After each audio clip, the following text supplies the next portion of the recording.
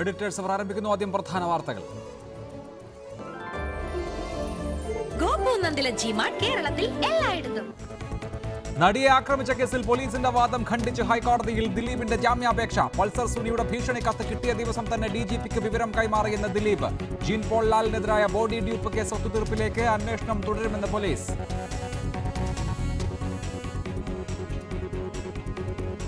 ബിജെപിക്ക് അവമതിപ്പുണ്ടാക്കിയവർക്കെതിരെ ഇനിയും നടപടിയെടുക്കുമെന്ന് Kummanam Rajasekharan. Medical code report ചോർന്നതിൽ വി രാജേഷിനെതിരായ നടപടിയിൽ മുരളീധര പക്ഷത്തിന് കടുത്ത അതൃപ്തി. വിജിലൻസ് അന്വേഷണത്തോട് സഹകരിക്കേണ്ടെന്ന് ബിജെപി തീരുമാനം. അതിരപ്പള്ളി പദ്ധതിക്കായി KSCBയുടെ രഹസ്യ നീക്കം. പദ്ധതി പ്രദേശത്ത് ട്രാൻസ്ഫോർമർ സ്ഥാപിച്ചു. പ്രവർത്തനം തുടങ്ങിയെന്ന് കേന്ദ്രത്തോട് ബോർഡ്. ഒരു ട്രാൻസ്ഫോർമർ സ്ഥാപിച്ചതുകൊണ്ട് പദ്ധതി നടപ്പാകില്ലെന്ന് CPI. സർക്കാർ മറുപടി പറയണമെന്ന് പ്രതിപക്ഷം. മട്ടന്നൂർ നഗരസഭയിൽ LDFന് വൻ വിജയം. 35-ൽ 28 വാർഡും LDFന്. കോൺഗ്രസ് തകർന്നടിഞ്ഞു. 9 BJP രണ്ടാമത്. രാജ്യത്താകെ സന്ദേശം നൽകുന്ന ജനവിധിയെന്ന് CPIM.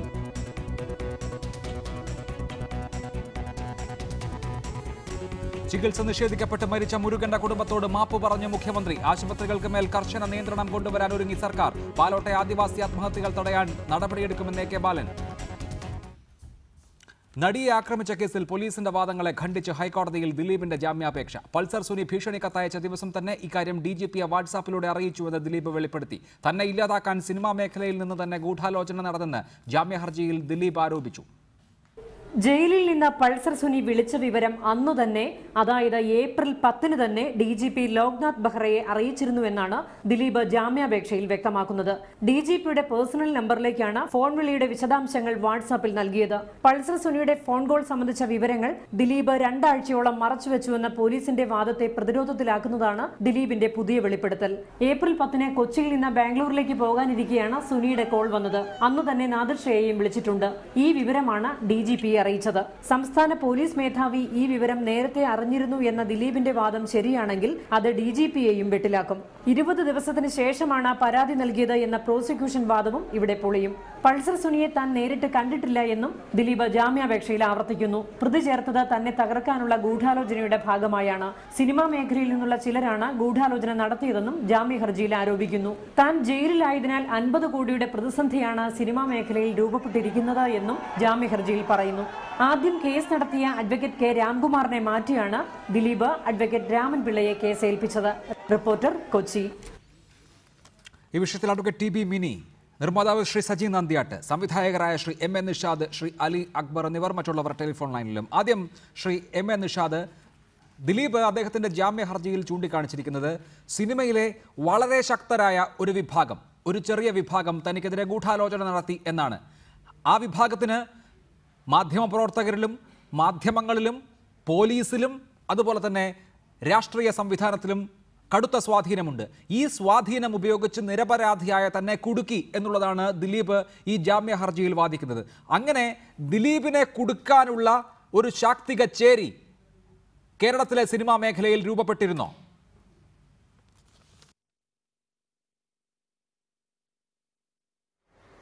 അതിനെപ്പറ്റി എനിക്കറിയില്ല. പിന്നെ ദിലീപ് നിരപരാധിയാണോ അപരാധിയാണോ എന്നൊക്കെ തീരുമാനിക്കേണ്ടത് കോടതിയാണ്. പിന്നെ ഏത് തരത്തിലുള്ള ഗൂഢാലോചനയാണെങ്കിലും അത് അന്വേഷിക്കേണ്ടതാണ്. ദിലീപ് ഒരു പൗരനാണ്. ഇപ്പോൾ സ്വാഭാവികമായിട്ടും ദിലീപ് അങ്ങനെ അദ്ദേഹത്തിൻ്റെ ജാമ്യാപേക്ഷയിൽ നൽകിയിരിക്കുന്ന പ്ലീ എന്താണെന്ന് പറഞ്ഞു കഴിഞ്ഞാൽ അദ്ദേഹത്തിനെതിരെ വ്യക്തമായ ഒരു ഗൂഢാലോചന നടത്തിയിരിക്കുന്നു, രൂപപ്പെട്ടിരിക്കുന്നു, ശക്തരായ ചിലരുണ്ട് എന്നുള്ളതാണ്. അപ്പം നടിയെ ആക്രമിക്കപ്പെട്ട കേസിൽ ഗൂഢാലോചന തെളിയിക്കുന്നത് പോലെ തന്നെ, അന്വേഷിക്കുന്നത് പോലെ തന്നെ ദിലീപ് പറഞ്ഞതിൽ എന്തെങ്കിലും കഴമ്പുണ്ടോ എന്നുള്ളത് കൂടി അന്വേഷിക്കാവുന്നതാണ്. പിന്നെ ഇങ്ങനെ ഒരു വലിയൊരു സംഘം ആർക്കെതിരെ എന്തെങ്കിലും പ്രവർത്തിക്കുന്നുണ്ട് എന്നുള്ളത് എനിക്കൊരു പുതിയ അറിവാണ്. എനിക്കതിനെപ്പറ്റി അറിയില്ല. ശരി, ശ്രീ അലി അക്ബർ, ഈ പറയുന്ന കാര്യം അത് സ്വാഭാവികമായും ഇപ്പോൾ ജയിലിൽ കിടക്കുന്ന ഒരാൾ ജാമ്യത്തിന് ശ്രമിക്കുമ്പോൾ അദ്ദേഹത്തിന് അനുകൂലമായ പഴുതുകൾ സൃഷ്ടിക്കാൻ, അദ്ദേഹത്തിന് അനുകൂലമായ വാദമുഖങ്ങൾ സൃഷ്ടിക്കാനാണ് ശ്രമിക്കുക. അത് നമ്മൾക്കറിയാവുന്ന കാര്യമാണ്. താങ്കൾ സിനിമാ മേഖലയിലുള്ളതുകൊണ്ടാണ് ഞാൻ ചോദിക്കുന്നത്. മലയാള സിനിമയിൽ ഇപ്പോൾ ദിലീപിന് ഒരു ബുദ്ധിമുട്ടുണ്ടാക്കി കളയാം എന്ന് കരുതുന്ന, അത് വിജയകരമായി ചെയ്യാൻ കഴിയുന്ന ഒരു ശാക്തിക ചേരി ഉണ്ടോ?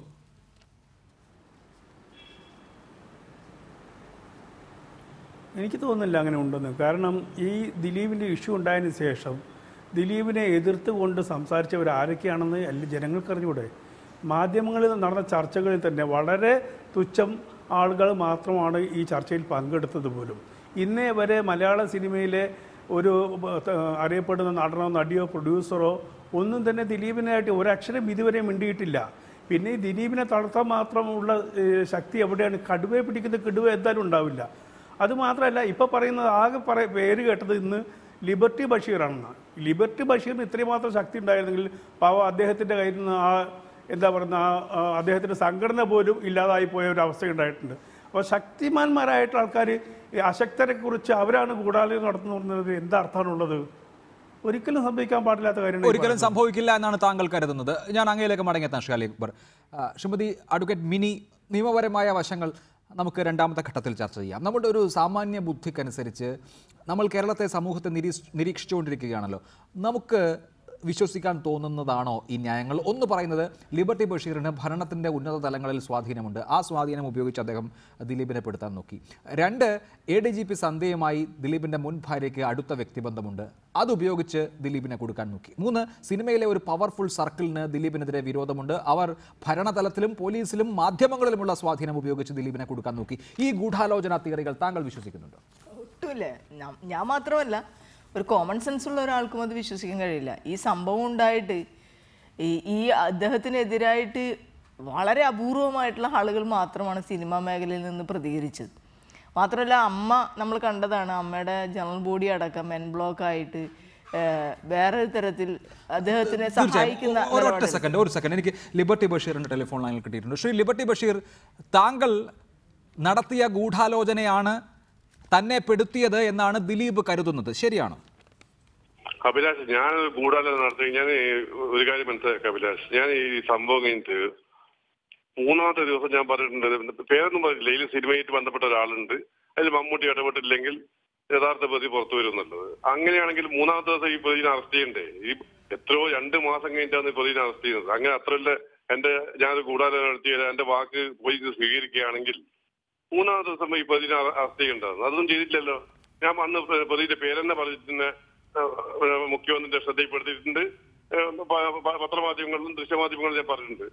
2 മാസം കഴിഞ്ഞിട്ട് അതിനുശേഷം 2-2.5 മാസം കഴിഞ്ഞിട്ട് അതിനുശേഷം അന്ന് മുഖ്യമന്ത്രി പറഞ്ഞത് ഇതിൽ കൂടാനില്ല എന്ന് പറഞ്ഞ് 2 മാസം കഴിഞ്ഞിട്ട് ഒരു പോലീസിന്റെ എല്ലാ അന്വേഷണത്തിലും പോലീസിന് തൃപ്തികരമായ ശേഷം മാത്രം അറസ്റ്റ് നടന്നത്. ഇതെന്ത് ഞാൻ കൂടാതെ നടത്തിയെന്ന് പറയുന്നത്? ഞാൻ എന്തായാലും കൂടാതെ നടത്താൻ എനിക്കുള്ള കഴിവുള്ളത്. അല്ല, അതിൽ ശ്രീ ലിബർട്ടി ബഷീർ, ദിലീപ് ജാമ്യ ഹർജി നൽകിയപ്പോൾ അതിൽ പേരെടുത്ത് പറയുന്നത് താങ്കളുടേതാണ്. താങ്കളുടെ പേരെടുത്ത് പറഞ്ഞ് താങ്കൾ ഇക്കാര്യത്തിൽ ദിലീപിനെ പെടുത്താൻ ശ്രമിച്ചിട്ടുണ്ടെന്ന് പറഞ്ഞതുകൊണ്ടാണ് ഞാൻ ചോദിക്കുന്നത്. അല്ല, എന്റെ പേരെടുത്ത് പറയണമെങ്കിൽ അതിന്റെ നിയമ നടപടിയായിട്ട് ഞാൻ മുന്നോട്ട് പോകും. അത് രണ്ടാമത്തെ കാര്യമാണ്. ഇവിടെ എനിക്ക് എന്തായാലും കൂടാനുള്ളത്, ഇവിടെ പോലീസ് അന്വേഷിച്ചിട്ട് പോലീസിന്റെ സംഭവം പുറത്തു വന്ന സമയത്ത് നമ്മൾ ചാനൽ ചർച്ചകളിൽ വന്നിട്ടുള്ളൂ. അതും ആ പെൺകുട്ടിയെ പറ്റിയിട്ട് ഒരു മോശമായ രീതിയിൽ പ്രതികരിച്ച സമയത്ത് മാത്രം. അതുപോലെ നമ്മൾ നിശബ്ദമായിട്ട് നിൽക്കിയതല്ലോ. ഉണ്ട് ദിലീപ് ചെയ്യാൻ സാധ്യതയുണ്ടെന്നല്ലേ. അതേ സമയത്ത് ആ കുട്ടിയെ പറ്റി വളരെ മോശമായിട്ട് കുട്ടി എല്ലാം അനുഭവിച്ചിട്ട് വീണ്ടും ആ കുട്ടിക്കെതിരായിട്ട് മോശമായിട്ട് പ്രതികരിച്ച സമയത്ത് പിന്നെ നമുക്ക് നമ്മുടെ മക്കളും പങ്കന്മാരുടെ കുടുംബത്തിൽ അപ്പൊ നമുക്ക് നമ്മുടെ രക്തം ഒന്നും പതറി. അവിടെ പിന്നെ ദിലീപല്ല, ആരായും നമ്മൾ പ്രതികരിക്കുന്നത്. തീർച്ചയായും ശ്രീ ലിബർട്ടി ബഷീർ, അല്ല അതെനിക്ക് മനസ്സിലായി. ഇപ്പൊ ദിലീപ് അങ്ങനെ പറയാൻ അല്ലെങ്കിൽ അങ്ങനെ കരുതാനുള്ള കാരണങ്ങൾ 2ആണ്. ഒന്ന്, താങ്കൾ നടത്തിയിരുന്ന ബിസിനസ് അദ്ദേഹം മൂലം അല്ലെങ്കിൽ അദ്ദേഹം ഉണ്ടാക്കിയ സംഘടന മൂലം പ്രതിസന്ധിയിലായി. താങ്കൾ സംഘടന നയിച്ചിരുന്ന ആളാണ്, താങ്കളുടെ സംഘടന നാമാവശേഷമായി പോയി. അത് ഒരു കാര്യം. രണ്ടാമത്തെ കാര്യം, താങ്കൾ തലശ്ശേരിയിൽ ബിസിനസ് നടത്തുന്ന ആളാണ്. അതുകൊണ്ട് തന്നെ താങ്കൾക്ക് പിണറായി വിജയനെയും കോടിയേരി ബാലകൃഷ്ണനെയും ദീർഘനാളത്തെ പരിചയമുണ്ട്. ആ പരിചയം താങ്കൾ ഉപയോഗിച്ചു ദിലീപിനെ കൊടുക്കാനെന്ന് ദിലീപ് ആരോപിക്കുന്നു. അഭിലാഷ്, അതിന് ഞാൻ മറുപടി പറഞ്ഞു. അങ്ങനെ എന്റെ ഗൂഢാലോചന എല്ലാം എന്റെ അഡ്വൈസ് അനുസരിച്ച് ചെയ്യുകയാണെങ്കിൽ 3ാമത്തെ ദിവസം പ്രതിനെ അറസ്റ്റ് ചെയ്യണ്ടേ അഭിലാഷേ? 3ാമത്തെ ദിവസം പ്രതിനെ അറസ്റ്റ് ചെയ്യണം. അതായത് എനിക്കെതിരായിട്ട് മുഖ്യമന്ത്രി തലശ്ശേരി എനിക്കെതിരായിട്ട് പ്രസംഗിച്ച്, കോഴിക്കോട് എനിക്ക് മൊത്തത്തിൽ മുഖ്യമന്ത്രി പ്രസംഗിച്ച്. അപ്പൊ അങ്ങനെ എന്റെ ഉപദേശവും എന്റെ അഡ്വൈസും മുഖ്യമന്ത്രി കേട്ടിട്ടുണ്ടോ? അങ്ങനെ കേൾക്കട്ടെ. 3ാമത്തെ ദിവസം പ്രതിനെ അറസ്റ്റ് ചെയ്യണമല്ലോ. ഞാൻ വ്യക്തമായ പേര് പറഞ്ഞല്ലേ, ഇന്നാടാ ചെയ്യാൻ സാധ്യതയുള്ളത്. ഇതിൽ മമ്മൂട്ടി ഇടപെട്ടിട്ടുണ്ടെങ്കിൽ ചെയ്യില്ല, മുഖ്യമന്ത്രി അല്ല, അത് താങ്കൾ ആണല്ലോ ആദ്യമായി ഉന്നയിച്ചത്. അതായത് മമ്മൂട്ടി ഇടപെട്ടിട്ടില്ലെങ്കിൽ ദിലീപ് ജയിലിലാണെന്ന് പറഞ്ഞാൽ അതിന്റെ അർത്ഥം മമ്മൂട്ടി കൈരളി ചാനലിന്റെ ചെയർമാനാണ്, അദ്ദേഹം പിണറായി വിജയനുമായി ഏറ്റവും അടുത്തു നിൽക്കുന്ന ആളാണ്. ആ ബന്ധം ഉപയോഗിച്ച് മമ്മൂട്ടി ദിലീപിനെ രക്ഷിക്കാൻ ശ്രമിക്കുമെന്ന ആരോപണം ആദ്യം ഉന്നയിച്ച ആളാണ് താങ്കൾ. എങ്ങനെയാണ് താങ്കൾ ആ ആരോപണം ഉന്നയിക്കുക? എന്താണ് അതിന്റെ വസ്തുത? ഇത് വസ്തു എനിക്ക് നന്നായിട്ട് അറിയുന്നതുകൊണ്ട് എനിക്ക് എല്ലാ കാര്യങ്ങളും ദിലീപിന്റെ കുട്ടീന്റെ എല്ലാ കാര്യങ്ങളും പിന്നെ ദിലീപിന്റെ പഴയ കാര്യങ്ങളും ചരിത്രങ്ങൾ അറിയുന്നുണ്ട്. ഞാൻ വ്യക്തമാക്കി പറഞ്ഞു തന്നു. മമ്മൂട്ടി ഇടപെട്ടതായി താങ്കൾക്ക് അറിയാമോ? തീർച്ചയായിട്ടും അറിയാലോ. ദിലീപിനെ രക്ഷിക്കാൻ വേണ്ടിയിട്ടാണ് ഇടപെട്ടത്. അതെ അതെ. അല്ല, അങ്ങനെയാണെങ്കിൽ പിന്നെ ദിലീപ് രക്ഷപ്പെടേണ്ടതല്ലേ? അഭിലാഷ്, അവിടെ എന്തായോ, മമ്മൂട്ടി എന്ന വ്യക്തിയല്ല, മമ്മൂട്ടി അമ്മയുടെ സെക്രട്ടറിയാണ്. അവിടെ അമ്മയുടെ സെക്രട്ടറി. അത് നാളെ എന്റെ സംഘടനയിൽ ആരെങ്കിലും ഒരാൾ ചെയ്താൽ ഞാൻ അവരെ രക്ഷപ്പെട്ടാൽ ഞാൻ നോക്കും. അത് സംഘടനാപരമായിട്ടാണ്, മമ്മൂട്ടി എന്ന വ്യക്തിയല്ല. അല്ല, ആയിക്കൊള്ളട്ടെ. പക്ഷെ അത് പിന്നെ എന്തുകൊണ്ടാണ് വിജയിക്കാതിരുന്നത്? അങ്ങനെയാണെങ്കിൽ മമ്മൂട്ടി പിണറായി വിജയനുമായി നല്ല വ്യക്തിബന്ധം പുലർത്തുന്ന ആളാണ് എങ്കിൽ, മമ്മൂട്ടി അങ്ങനെ ഒരു ആവശ്യം മുന്നോട്ട് വെച്ചിട്ടുണ്ട് എങ്കിൽ, അങ്ങനെ ആവശ്യം മുന്നോട്ട് വെച്ചതായി താങ്കൾ പറയുന്നു, ഞാൻ താങ്കളെ കോട്ട് ചെയ്യാണ്, പിന്നെ എന്താണ് അത് നടക്കാതിരുന്നത്? അഭിലാഷ്, അത് നിങ്ങൾക്ക് അറിയാത്ത ചില കാര്യങ്ങൾ. അതിനുശേഷമാണ് അവിടെ ഒരു എക്സിക്യൂട്ടീവ് നടന്നതും ആ എക്സിക്യൂട്ടീവ് ജനബോഡി നടന്നത്. ജനബോഡിക്ക് മമ്മൂട്ടിക്കെതിരായിട്ട് ഒരു കത്ത് ഒരു അംഗം കൊടുത്തതും അതിൽ നിങ്ങൾക്ക് അറിയുന്ന കാര്യങ്ങളില്ല. ഒരു വളരെ മോശമായ രീതിയിലാണ് മമ്മൂട്ടി ചിത്രീകരിച്ച കത്ത്. ആ കത്തിൽ അതിന്റെ എല്ലാ ഡീറ്റെയിൽസും മുഖ്യമന്ത്രിയും കിട്ടൂലേ? ഇവിടെ നിങ്ങൾക്കെല്ലാം കിട്ടുവാണെങ്കിൽ മുഖ്യമന്ത്രി അറിയില്ലേ? അവിടെ മമ്മൂട്ടിക്കും മാനസികമായിട്ട് മമ്മൂട്ടി തകർന്ന് എന്തിനാണ് ഞാൻ ഇതിനോട് സഹിക്കുന്നത്? എന്റെ നിഗമനമാണ്. മമ്മൂട്ടി എന്തിനാണ് ഞാൻ ഇതിനെല്ലാം സഹിക്കുന്നത് എന്നല്ല മമ്മൂട്ടിക്ക് തോന്നിയിട്ടുണ്ടാവും. മമ്മൂട്ടി അങ്ങോട്ട് തലയൂരി അവിടെ നിങ്ങൾ ദൃശ്യമാധ്യമങ്ങളിൽ എല്ലാ ദിവസങ്ങളും അല്ല, അതുണ്ട്. അല്ല, ഞാൻ ഇപ്പോ ദിലീപ് അദ്ദേഹത്തിന്റെ ജാമ്യ ഹർജിയിൽ പറയുന്നത് ഈ സിനിമയിലെ വളരെ പ്രബലമായ ഒരു വിഭാഗം രാഷ്ട്രീയ നേതാക്കളെ എന്ന് പറയുമ്പോൾ ഭരിക്കുന്ന ആളുകളെ സ്വാധീനിച്ച് എന്നെ കള്ളക്കേസിൽ പെടുത്തി എന്നുള്ളതാണ് ദിലീപിന്റെ ആക്ഷേപം. അങ്ങനെ ഏതെങ്കിലും സ്വാധീനം നടന്നിട്ടുണ്ടോ? അഭിലാഷ്, ഇതൊന്നും എന്റെ കാഴ്ചപ്പാടിൽ എത്രയോ വർഷങ്ങളായിട്ട് ഞാൻ കേസ് എടുത്ത വ്യക്തിയാണ്. ഇതൊന്നും ഒരു ജാമ്യ ഹർജിയിൽ പറയേണ്ട കാര്യങ്ങളല്ല. ഇതല്ലോ ഇതൊന്നും ഒരു ജഡ്ജി അഭിലാഷ് ഒരു കാര്യം മനസ്സിലാക്കുക. ആ കേസ് ഡയറി വായിച്ച ജഡ്ജി, അവരുടെ ദൃശ്യങ്ങൾ കണ്ട ജഡ്ജി എന്തെങ്കിലും ഒരു മനസ്സാന്നിധ്യം ഉണ്ടെങ്കിൽ ഒരിക്കലും ഈ പ്രതിക്ക് ജാമ്യം കൊടുക്കില്ല. 100% ഉറപ്പാണ്. ആ കേസിലെ എല്ലാ കാര്യങ്ങളും ഇപ്പൊ തന്നെ ദിലീപിന്റെ പതിലെല്ലാം റെക്കോർഡ് ചെയ്തിട്ടുണ്ടല്ലേ? അതെല്ലാം ആ കേസിന്റെ ഇന്ന് വരെ ആരും കണ്ടിട്ടില്ല. നമ്മളൊക്കെ എന്തൊക്കെയോ വ്യാപം പറയുന്നു. ഇന്ന് വരെ ഒരു വക്കീലോ അല്ലെങ്കിൽ ദൃശ്യമാധ്യമങ്ങളോ അറിയില്ല. അപ്പൊ ആ കേസിന്റെ അറിയിട്ട് എന്തൊക്കെയുണ്ടെന്നല്ലേ ആ ജഡ്ജിക്ക് ബോധ്യപ്പെട്ടിട്ടുണ്ടാവും.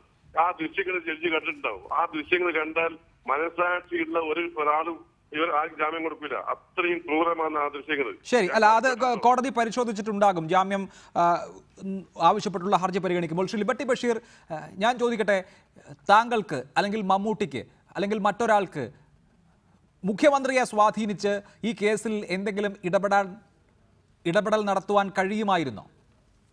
ഇല്ല, ഒരിക്കലും ഇല്ല. ഇവിടെ അവിടെയാണ് അഭിലാഷ് ശരിക്കും മനസ്സിലായിക്കോ. അമ്മ എന്ന സംഘടന മുഖ്യമന്ത്രിയോട് പറയാന്ന് ഈ പ്രതിയായിട്ട് പെട്ടിട്ടില്ലാന്ന്. ആ മമ്മൂട്ടിയോട് കുറെ ആൾക്കാർ മമ്മൂട്ടി സെക്രട്ടറിയാണ്. ആ സെക്രട്ടറിയോട് പറയുന്നത് ദിലീപിൽ ഇന്നസെന്റ് ആണ്. വിശ്വസിക്കാൻ പറ്റില്ല. ഒരു അമ്മ എന്ന സംഘടന വലിയൊരു സംഘടനയാണ്. ഇവിടെ കേരളത്തിലെ ഏറ്റവും വലിയ സംഘടന സിനിമയിലെ അമ്മ എന്ന സംഘടനയാണ്. എല്ലാ സ്വാധീനവും എല്ലാ ഗവൺമെന്റ് മാറി വരുന്ന എല്ലാ ഗവൺമെന്റിനും ആ സ്വാധീനമുണ്ട്. ആ സ്വാധീനം വെച്ചിട്ട് യഥാർത്ഥത്തിൽ മമ്മൂട്ടി തെറ്റിദ്ധരിച്ചിട്ടുണ്ടാവും, മുഖ്യമന്ത്രി തെറ്റിദ്ധരിച്ചിട്ടുണ്ടാവും, ഒന്നും ചെയ്തിട്ടില്ലേ? അല്ല, അങ്ങനെ സ്വാധീനിക്കുകയാണെങ്കിൽ ഒരു ഭരണകൂടം വിചാരിച്ചാൽ ഇന്ന് ഇത് സംഭവിക്കും. മുഖ്യമന്ത്രിക്ക് രക്ഷപ്പെടുമെന്ന് വിചാരിച്ചാൽ അതൊന്നും കേരളത്തിൽ നടക്കാൻ പോകുന്നില്ല എന്നുള്ളതാണ് നമ്മുടെ ഒരു സാമാന്യ യുക്തിയും. ദയവായി അല്പസമയം കൂടി തുടരണം.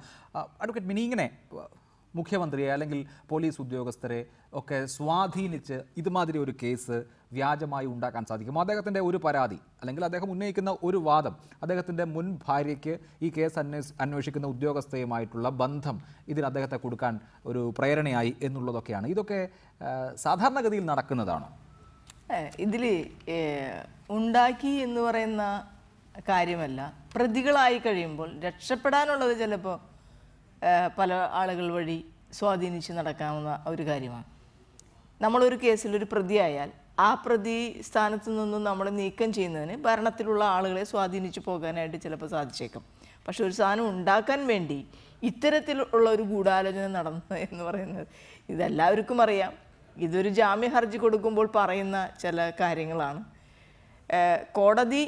കോടതിയെ പോലും സംശയിച്ച്, കാരണം ആദ്യം കൊടുത്ത ഒരു ഹർജിയുണ്ട്, ഒരാളെ സംബന്ധിച്ച് ബെയിൽ ആപ്ലിക്കേഷന് വേണ്ടിയിട്ട് ആദ്യം അദ്ദേഹം കൊടുത്തല്ലോ. അത് വക്കീൽ ആരാണെന്നുള്ളതല്ലല്ലോ പ്രശ്നം. ഇത് ജാമ്യം വേണ്ടി അപേക്ഷ കൊടുത്തിട്ടുണ്ട്. ആ അപേക്ഷ കൊടുത്ത സമയത്ത് കോടതി അതിൽ പരിഗണിച്ചിരിക്കുന്ന കുറച്ച് കാര്യങ്ങളുണ്ട്. ഒന്ന്, ഇന്ത്യ രാജ്യത്ത് തന്നെ അപൂർവങ്ങളായിട്ടുള്ള ഒരു കുറ്റകൃത്യമാണിത്. അത്തരം ഒരു പ്രതിക്ക് ഈ സാക്ഷികളെയും അന്വേഷണത്തെയും സ്വാധീനിക്കാൻ അദ്ദേഹം നടത്തുന്ന ശ്രമങ്ങളുമാണ് യഥാർത്ഥത്തിൽ കോടതി അതിൽ പരിഗണിച്ചത്. ഇപ്പോഴും ഈ കേസിന് വേണ്ടി അപേക്ഷ കൊടുക്കുന്ന ഈ സമയത്തും അദ്ദേഹം ചെയ്യുന്നത് ഇത് തന്നെയാണ്. പൊതുസമൂഹത്തിൽ അത്തരത്തിലുള്ള ഒരു താൻ നിരപരാധിയാണെന്നും എന്നെ കുടുക്കുകയാണോ എന്ന നിലയിൽ ഇപ്പം തന്നെ സോഷ്യൽ മീഡിയകൾ ഉപയോഗിച്ചുകൊണ്ട് എത്ര വലിയ രീതിയിലുള്ള ഒരു പ്രചരണമാണ് അദ്ദേഹം നടത്തുന്നത്. അപ്പോൾ ഈ പ്രതി, കോടതി പരിഗണിക്കുന്നത് അതാണ്, ഈ പ്രതി ഇത്രയും വൃത്തികെട്ട ഒരു ക്രിമിനൽ ആക്ടിവിറ്റി ഈ സൊസൈറ്റിയിൽ നടത്തിയിട്ട് അദ്ദേഹത്തിനെ പുറത്തു വിട്ടാൽ സാക്ഷികളെ സ്വാധീനിക്കുന്നതിനും അതുപോലെ തന്നെ ഈ കുട്ടിക്ക് തന്നെ ഒരുപക്ഷെ ഇനിയും വലിയ മാരകമായ രീതിയിലുള്ള പ്രശ്നങ്ങൾ സാക്ഷിക്ക് ഉണ്ടാകാവുന്ന സാഹചര്യങ്ങൾക്കും പോലും സാധ്യതയുണ്ട് എന്നുള്ളതാണ് കൃത്യമായും കോടതിക്ക് അത് മനസ്സിലായിട്ടുണ്ടാവും. പിന്നെ കേസ് ഡയറി നേരത്തെ ബഷീർ പറഞ്ഞ പോലെ നമ്മൾ കണ്ടിട്ടില്ല. കേസ് ഡയറിയിൽ തന്നെ ഒരു പോലീസ് ഇത്രയും ഒരു തിളങ്ങി നിൽക്കുന്ന ഒരു നടനെ ഒരു പ്രത്യേക ഘട്ടത്തിൽ ഫസ്റ്റ് ഘട്ടത്തിൽ ആരോപണം ഉണ്ടായിരുന്നല്ലോ. ആദ്യത്തെ ദിവസം ആരോപണം ഉണ്ടായിരുന്നു ഇദ്ദേഹമാണ് എന്ന നിലയിൽ. പിന്നീട് മുഖ്യമന്ത്രി തന്നെ പറഞ്ഞു അതിൽ ഗൂഢാലോചന ഇല്ല എന്ന്. കൃത്യമായി തെളിവുകൾ കിട്ടാതെ ഇത്തരം ഒരാളെ അറസ്റ്റ് ചെയ്യാൻ ഒരിക്കലും പോലീസ് തുനിയുകയില്ല. അങ്ങനെ തുനിഞ്ഞ ഒരു പോലീസിനെ യഥാർത്ഥത്തിൽ അഭിനന്ദിക്കുകയാണ് നമ്മൾ ചെയ്യുന്നത്. ശ്രീ എം എ നിഷാദ്, ഈ ജാമ്യ ഹർജിയിലെ വാദങ്ങൾ കോടതിയാണ് പരിഗണിക്കേണ്ടത്, നമ്മളല്ല. നമ്മൾ ആ വാദങ്ങൾ ഓരോന്നും ഇഴകീറി പരിശോധിച്ച് അതിൽ വിധി പ്രസ്താവിക്കാൻ ആളുമല്ല. പക്ഷേ ഞാൻ പൊതുവായാണ് ചോദിക്കുന്നത്. നിങ്ങൾ സിനിമയുമായി അടുത്ത് ബന്ധപ്പെട്ട് നിൽക്കുന്ന സിനിമാ രംഗത്തുള്ള ആളുകളായതുകൊണ്ട് മലയാള സിനിമയിൽ അങ്ങനെയുള്ള വ്യക്തിവൈരാഗ്യങ്ങൾ ദിലീപിനെ പോലെയുള്ള ഒരു നടനെ ഏതെങ്കിലുമൊക്കെ കേസിൽ അകപ്പെടുത്താൻ മാത്രം വലുതാണോ?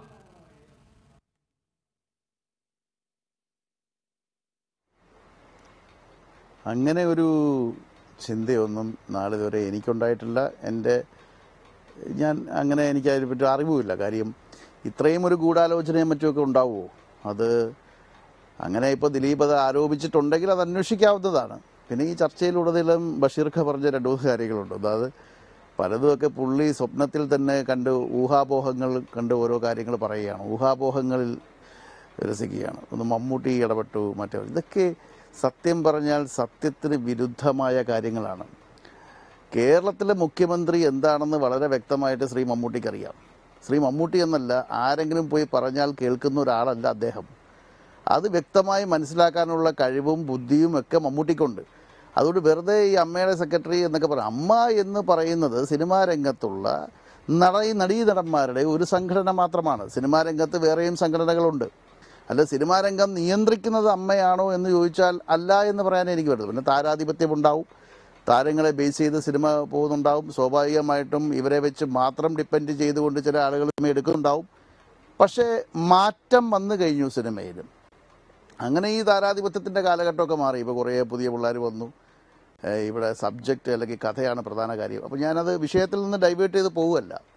ഇത്തരം ഒരു ഗൂഢാലോചനയും കാര്യങ്ങളുമൊക്കെ ഒരാൾക്കെതിരായിട്ട് നടക്കുമെന്നുള്ള കാര്യത്തിൽ വിശ്വസിക്കാൻ കുറച്ച് ബുദ്ധിമുട്ടുണ്ട്. കാര്യം അത്രമാത്രം ഒന്നൊരു ഗൂഢാലോചനയുടെ ഒരു സ്പേസ് ഒന്നും സിനിമയിലുണ്ടെന്ന് ഞാൻ കരുതില്ല. പക്ഷേ ഈ ജാമ്യാപേക്ഷയിൽ ദിലീപ് ചൂണ്ടിക്കാണിച്ചിരിക്കുന്ന ചില കാര്യങ്ങൾ അത് ദിലീപിന് ഒരു പൗരൻ എന്ന നിലയിൽ ചൂണ്ടിക്കാണിക്കാവുന്നതാണ്. അത് വേണമെങ്കിൽ അന്വേഷണ വിധേയമാക്കാം. ഇപ്പോൾ ഈ പറയുന്ന പല പേരുകളെയും ഒക്കെ പോലീസ് ചോദ്യം ചെയ്തിട്ടുണ്ട്, പലരുടെയും മൊഴിയെടുത്തിട്ടുണ്ട്. ഞാനൊരു കാര്യം ആദ്യം മുതൽ ഈ ചർച്ചകളൊക്കെ തുടങ്ങുന്ന അന്ന് മുതൽ ഇന്ന് വരെ എനിക്ക് പറയാനുള്ള ഒറ്റ കാര്യം എന്ന് പറഞ്ഞാൽ പോലീസിൻ്റെ അന്വേഷണം വളരെ പോസിറ്റീവായിട്ടാണ്, ശരിയായ ദിശയിൽ തന്നെയാണ് പോലീസ് അന്വേഷിക്കുന്നത്. ദിലീപിനെ പോലെ മലയാളം അറിയപ്പെടുന്ന ഒരു നടൻ, ഒരു സെലിബ്രിറ്റിയെ ഒരു കേസിൽ പേർപ്പസ്ഫുള്ളി കൊണ്ട് കൊടുക്കുമെന്ന് എനിക്ക് വിശ്വസിക്കാൻ പറ്റത്തില്ല. പൊതുസമൂഹത്തിൽ ആരും വിശ്വസിക്കുന്നില്ല. പക്ഷേ അതിൻ്റെ അകത്ത് എന്തെങ്കിലും ഗൂഢാലോചന ഉണ്ടെങ്കിൽ ആ ഗൂഢാലോചന അന്വേഷണ വിധേയമാക്കണമെന്നുള്ള അഭിപ്രായക്കാരനാണ് ഞാൻ. ശരി, ശ്രീ അലി അക്ബർ, ദിലീപ് ഈ ജാമ്യ ഹർജിയിലൂടെ ലക്ഷ്യം വെക്കുന്നത് അദ്ദേഹത്തിൻ്റെ ശത്രുക്കളെയാണ്. ലിബർട്ടി ബഷീറിനെ അദ്ദേഹം ഒരു ശത്രുസ്ഥാനത്ത് കാണുന്നുണ്ട്. കാരണം എന്താണ് എന്ന് നമുക്കറിയാം. അദ്ദേഹത്തിൻ്റെ മുൻ ഭാര്യയെ അദ്ദേഹം ശത്രുസ്ഥാനത്ത് കാണുന്നുണ്ട്. അവരാണ് ഗൂഢാലോചന എന്ന പദം ആദ്യം ഉപയോഗിച്ചിട്ടുള്ളത് എന്ന് അദ്ദേഹം ഇപ്പോൾ ചൂണ്ടിക്കാണിക്കുന്നുണ്ട്. അത് അദ്ദേഹത്തിനെതിരെയുള്ള ഗൂഢാലോചനയാണ് എന്ന് ദിലീപിന് ഇപ്പോൾ തോന്നുന്നുണ്ട്. ഒരു പക്ഷേ അപ്പോഴും തോന്നിയിരിക്കാം.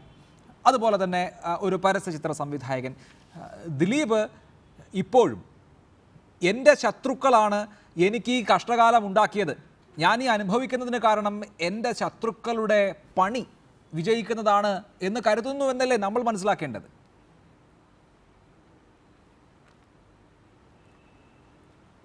വേറൊരു കാര്യം ഞാൻ തിരിച്ച് ചോദിക്കട്ടെ. അതായത് യഥാർത്ഥത്തിൽ ഗൂഢാലോചന നടക്കുന്നത് ഈ ഇരയ്ക്കെതിരായിട്ടാണ് എന്ന് ചിന്തിച്ചൂടെ? അടൂർ ഗോപാലകൃഷ്ണൻ മുതൽ ഇങ്ങേ അറ്റം വരെയുള്ള വളരെ പ്രശസ്തരായിട്ടുള്ള സംവിധായകരും നിർമ്മാതാക്കളും ദിലീപ് തെറ്റുകാരനല്ല എന്ന് വിധിയെഴുതി ഇതിനിടയിൽ കൂടി. അപ്പം യഥാർത്ഥത്തിൽ ഇരയ്ക്ക് ഒരു സംരക്ഷണം കൊടുക്കുന്നതിന് പകരം പ്രതിക്ക് സംരക്ഷണം കൊടുക്കുന്ന ഒരു ഗൂഢാലോചനയല്ലേ ഇവിടെ നടന്നിട്ടുള്ളത്? പിന്നെ ദിലീപിനെതിരായിട്ട് ഈ സിനിമയിലെ ആരാണ് ഒരു ശബ്ദം അനക്കുക? ശബ്ദം അനക്കിയ ഞങ്ങളൊക്കെയാണ്, എത്രയോ 10 കൊല്ലമായിട്ട് വെളിയിലിരിക്കുന്ന ആൾക്കാരാണ് ഞങ്ങളൊക്കെ, ഒരു ചുണ്ടനക്കിയതിന്.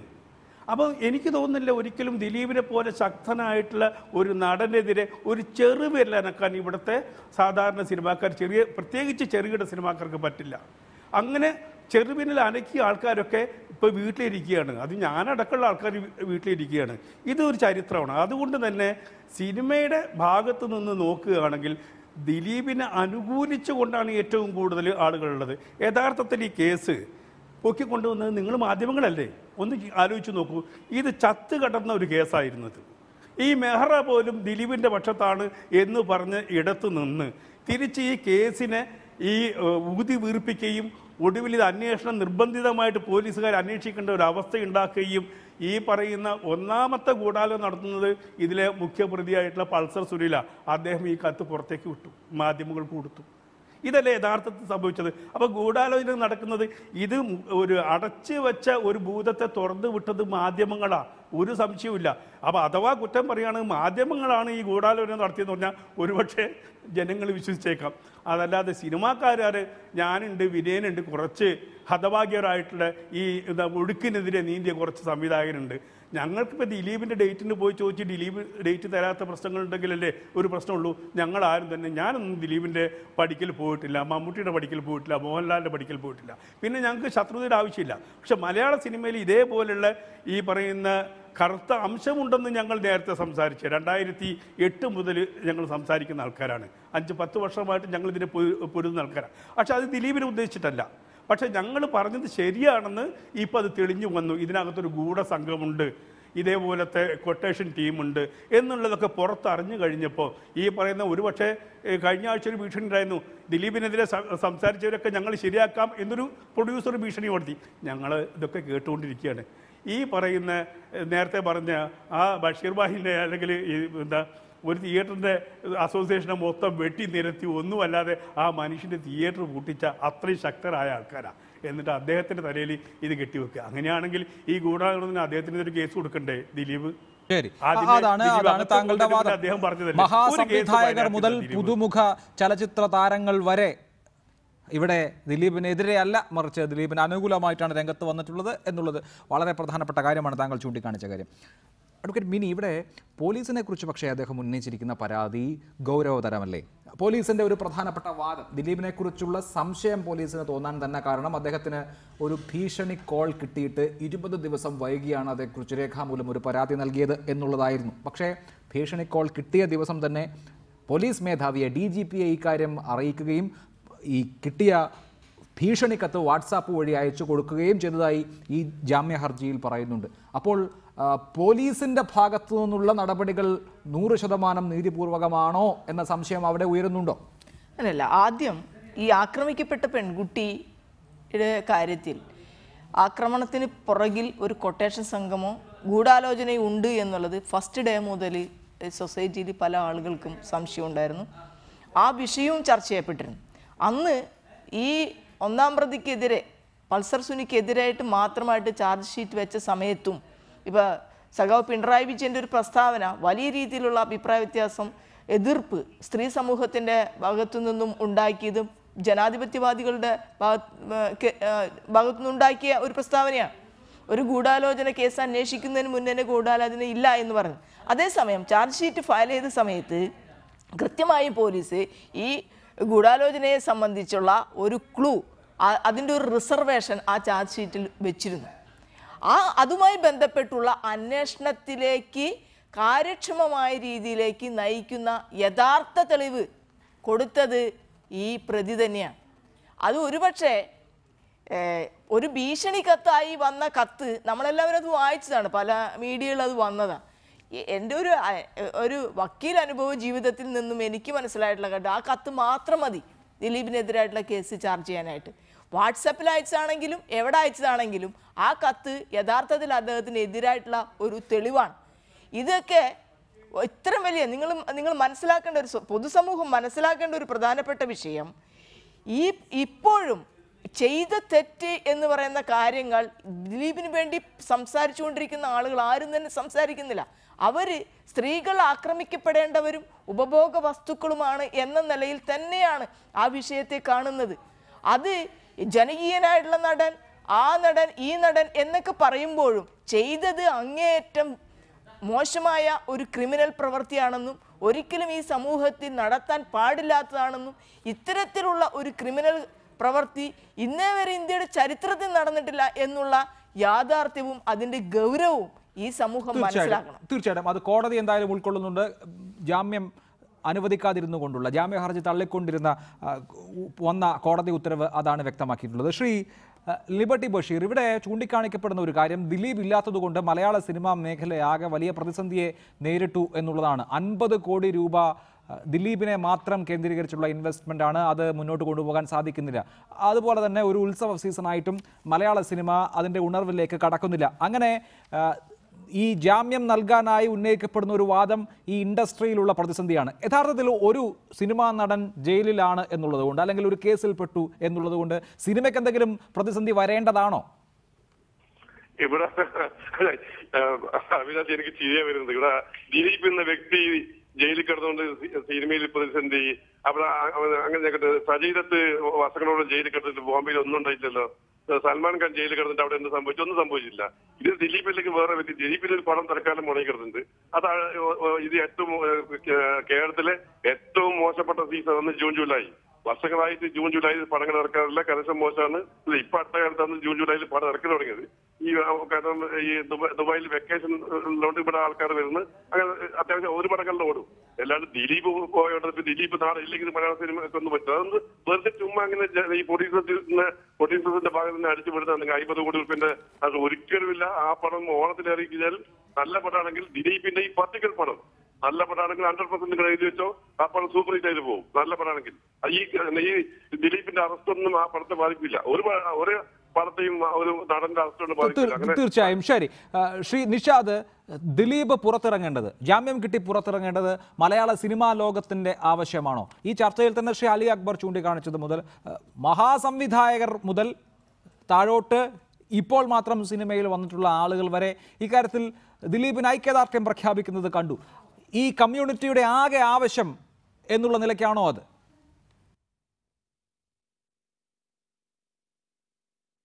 അങ്ങനെ ഒരു അഭിപ്രായമൊന്നും എനിക്കില്ല. കാര്യം ദിലീപ് ഇപ്പോൾ കുറ്റവാളിയാണ് എന്ന രീതിയിൽ തന്നെ പോലീസ് ഫ്രെയിം ചെയ്ത്, അല്ലെങ്കിൽ അത് കുറ്റപത്രം സമർപ്പിച്ചിട്ടുണ്ടോ ഇല്ലയോ എന്ന് എനിക്കറിയത്തില്ല. പക്ഷേ കോടതി ജാമ്യം നിഷേധിക്കുമ്പോൾ പറഞ്ഞത് പ്രഥമ ദൃഷ്ടിയാൽ ഇയാൾ അപരാധിയാണ്, ബാക്കി കാര്യങ്ങൾ ട്രയൽ നടക്കുമ്പോഴേ നമുക്കറിയാൻ പറ്റത്തുള്ളൂ. അതുകൊണ്ട് ഞാൻ ചില കാര്യങ്ങൾ ബഷീർക്കായിട്ട് യോജിക്കുകയാണ്. ആരും മസ്റ്റല്ല ഈ ഇൻഡസ്ട്രിയിൽ. പിന്നെ സ്വാഭാവികമായിട്ടും ദിലീപ് അഭിനയിച്ച സിനിമകളുടെ സംവിധായകൻ അയാൾ ഒരുപാട് കഷ്ടപ്പെട്ടിട്ട് അയാളുടെ ഒരു സ്വപ്നമായിരുന്നു ആ ഒരു സിനിമ വഴിയിൽ കിടക്കുന്നു എന്നുള്ളൊരു ദുഃഖകരമായ ഒരു അവസ്ഥയാണ്. പക്ഷെ അതുകൊണ്ട് മലയാള സിനിമ അങ്ങ് നിശ്ചലമായി പോകുമെന്ന് ആരെങ്കിലും പറഞ്ഞു കഴിഞ്ഞാൽ നമ്മളാരും ഫൂൾസ് പാരഡൈസിൽ ജീവിക്കുന്നവരൊന്നുമല്ല. ഇവനേക്കാളും വലിയ താരങ്ങൾ ഇവിടെ ഉണ്ടായിട്ടുണ്ട്, അവർ അരങ്ങൊഴിഞ്ഞിട്ടുണ്ട്. മലയാള സിനിമയ്ക്ക് എന്തെങ്കിലും സംഭവിച്ചിട്ടുണ്ടോ? മലയാള സിനിമയ്ക്ക് ആരും മസ്റ്റല്ല, സിനിമ എന്നും നിലനിൽക്കും. അതുകൊണ്ട് ദിലീപ് ഇറങ്ങിയാൽ മാത്രമേ മലയാള സിനിമ നിലനിൽക്കൂ എന്നുള്ള വാദത്തോടൊന്നും എനിക്ക് യോജിക്കാൻ പറ്റത്തില്ല. പക്ഷേ ഇതിൻ്റെ കൂടെ കൂട്ടി വായിക്കേണ്ടതെന്ന് പറഞ്ഞാൽ എല്ലാവരും ദിലീപിനെ സപ്പോർട്ട് ചെയ്യുന്നുണ്ടോ ഇല്ലയോ എന്നുള്ളതിന് അറിയത്തില്ല. പക്ഷേ അതിനേക്കാളും ഉപരിയായിട്ട് ന്യായമായ കാര്യങ്ങൾ സംസാരിക്കാൻ കുറച്ച് പേര് എന്തായാലും ചാനലിലും അല്ലാതെയും വന്ന് നിന്നിട്ടുണ്ട്. അതാരും ദിലീപിനെ സപ്പോർട്ട് ചെയ്തുകൊണ്ടോ അല്ലെങ്കിൽ ദിലീപിനെ എതിർത്തതുകൊണ്ടോ അല്ല. ഇത്തരം ഒരു അവസ്ഥ കേരളത്തിലെന്നല്ല ഒരു പെൺകുട്ടിക്കും ഉണ്ടാവാൻ പാടില്ല. ശരി, അത് മടങ്ങിയെത്താം. ശ്രീ സജി നന്ദ്യാട്ട്, ദിലീപ് അദ്ദേഹത്തിന്റെ ജാമ്യ ഹർജിയിൽ ഉന്നയിച്ചിട്ടുള്ള കാര്യങ്ങൾ താങ്കൾ ശ്രദ്ധയിൽപ്പെട്ട് കാണുമല്ലോ. അങ്ങനെയുള്ള കാര്യങ്ങൾ ഉന്നയിക്കാനുള്ള അവകാശം ദിലീപിനുണ്ട്. അദ്ദേഹം നിയമം അനുശാസിക്കും വണ്ണം ജാമ്യം നേടുന്നുണ്ട് എങ്കിൽ അക്കാര്യത്തിലും അപാകതയില്ല. പക്ഷേ ഈ പറഞ്ഞിട്ടുള്ള കാര്യങ്ങളൊക്കെ പൊതുസമൂഹം വിലയിരുത്തുമ്പോൾ നമുക്കറിയാം, വിവാഹമോചന ഹർജി പരിശോധിച്ച് നമുക്ക് ആരുടെയും വ്യക്തിശുദ്ധിയെ അളക്കാൻ സാധിക്കില്ല. കാരണം മുൻപ് ഭാര്യയും ഭർത്താവുമായിരുന്ന ആളുകൾ ഏറ്റവും മോശപ്പെട്ട ആരോപണങ്ങളായിരിക്കും അങ്ങോട്ടും ഇങ്ങോട്ടും ഉന്നയിക്കുക. അത് പക്ഷേ വസ്തുതാപരമാകണം എന്നുമില്ല. അമ്മട്ടിൽ ആ രീതിയിൽ കണ്ടാൽ മതിയോ സിനിമാ രംഗത്തടക്കമുള്ള ആളുകൾക്കെതിരെ ഈ ജാമ്യ ഹർജിയിൽ ദിലീപ് ഉന്നയിച്ചിരിക്കുന്ന ആക്ഷേപങ്ങളെ?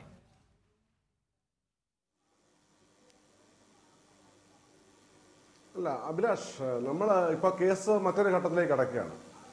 ഇത് ദിലീപിന്റെ അഭിഭാഷകർ ജാമ്യം ലഭിക്കാൻ വേണ്ടി ഉന്നയിച്ചിരിക്കുന്ന 51 പേജുള്ള ജാമ്യ അപേക്ഷയിൽ പറയുന്ന പ്രധാനപ്പെട്ട 3-4 കാര്യങ്ങളുണ്ട്. നമുക്കറിയാം, ഈ കേസിൽ സാഹചര്യ തെളിവുകളെയാണ് പോലീസ് ആശ്രയിച്ചിരിക്കുന്നത്.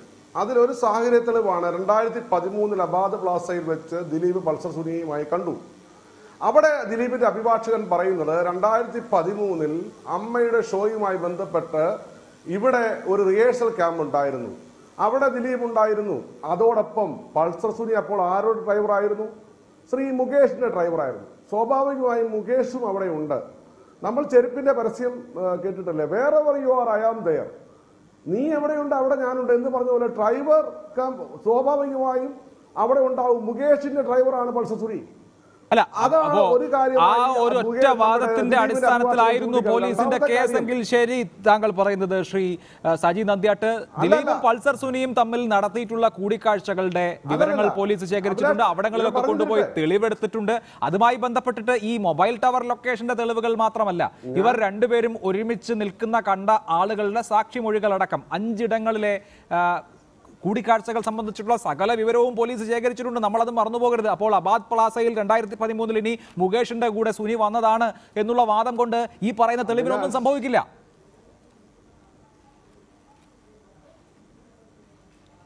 അഭിലാഷ്, ഞാൻ പറഞ്ഞു തരുന്നില്ലല്ലോ, തോക്കിൽ കയറി വെടിവെക്കരുത്. അത് ഉണ്ടയില്ല വെടി. ഞാൻ പറയട്ടെ, ഇവിടുത്തെ പ്രശ്നം നമ്മൾ പറയുന്നത് ദിലീപിന്റെ ജാമ്യവുമായി ബന്ധപ്പെട്ട ആദ്യകാലത്ത് 10 കേസ് ചാർജ് ഷീറ്റുള്ള ഒരു വ്യക്തി, പ്രത്യേകിച്ച് 120B അതുപോലെ 376 കൂട്ടമാനഭംഗം ഒക്കെ ഉൾപ്പെടുത്തിയ ഒരു പ്രതിക്ക് ആദ്യ സമയത്ത് ജാമ്യം കിട്ടുമെന്ന് ഏത് മണ്ടനാണ് പറയുക? ജാമ്യം ഒരു പ്രതിയുടെ അവകാശമാണ്. ആ അവകാശത്തിന്മേൽ പിന്നീടാണ് അവകാശം സ്ഥാപിച്ചെടുക്കുക. ആദ്യഘട്ടത്തിൽ പബ്ലിക് പ്രോസിക്യൂട്ടർ അത് തടയിടുമ്പോൾ ഒരിക്കലും കോടതി പബ്ലിക് പ്രോസിക്യൂട്ടർ കൂടെ നിൽക്കുകയുള്ളൂ. ജാമ്യം എന്ന് പറഞ്ഞ് ഇത്രയും വകുപ്പുകൾ ചേർത്ത ഒരു കേസിൽ ആർക്കും കിട്ടില്ലെന്ന് ഏത് നിയമ വിദ്യാർത്ഥിക്ക് പോലും അറിയാവുന്ന കാര്യമാണ്. ഇപ്പോൾ സാഹചര്യം മാറിയിരിക്കുന്നു. കഴിഞ്ഞ പ്രാവശ്യം എന്താ പറഞ്ഞത്? അല്ല, പൾസർ സുനിയെ സജി നന്ദ്യാട്ട് ജാമ്യം ഒരു പ്രതിക്ക് കിട്ടുന്നത് എന്ന് പോലീസ് പറയുന്നു. അയാളെ കുറ്റവിമുക്തനാക്കുന്നതിന് തുല്യമല്ലല്ലോ. ജാമ്യം കിട്ടുകയോ കിട്ടാതിരിക്കുകയോ അതൊരു വേറെ കാര്യം. ഞാൻ താങ്കൾ ഉന്നയിച്ച ആദ്യത്തെ വാദത്തിനാണ് മറുവാദം ഉന്നയിച്ചത്. താങ്കൾ പറയുന്നു അബാദ് പ്ലാസയിൽ നടത്തിയ കൂടിക്കാഴ്ച സാഹചര്യ തെളിവേ ഉള്ളൂ, അതൊരു പക്ഷേ മുകേഷിന്റെ കൂടെ സുനി വന്നതാകാമെന്ന്. പക്ഷേ അതല്ലാതെ 5 കൂടിക്കാഴ്ചകൾ വേറെ ഉണ്ട്. ആ കൂടിക്കാഴ്ചകൾക്ക് പോലീസിന്റെ പക്കൽ തെളിവുണ്ട്. അത് മൊബൈൽ ടവർ ലൊക്കേഷന്റെ തെളിവുകൾ മാത്രമല്ല.